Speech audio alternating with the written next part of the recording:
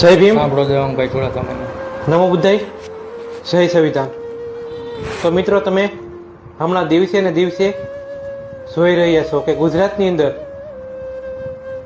દલિત સમાજના યુવાનોનો કેવી રીતે મર્ડર થઈ રહ્યું છે. ભરતભાઈ સોંદરવાનું થયું, ભાવેશભાઈ વણવીનું થયું. તેવી જ રીતે આજમાં એક ચુકાદો આવ્યો છે. તમે બધા મિત્રોએ ઇલેક્ટ્રોનિક મીડિયા અને પ્રિન્ટ મીડિયામાં જોયું છે. ઉનાકાંડ 2018ની અંદર જે ઉનાકાંડ થયો હતો એનો ચુકાદો આવ્યો. એમાં 38 જણાને નિર્દોષ છોડી દેવામાં આવ્યા છે અને 5 જણાને સજા આપવામાં આવી છે.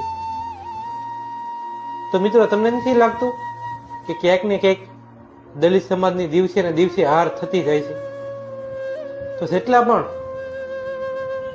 દલિત સમાજના સંગઠનો છે, જે આંબેડકર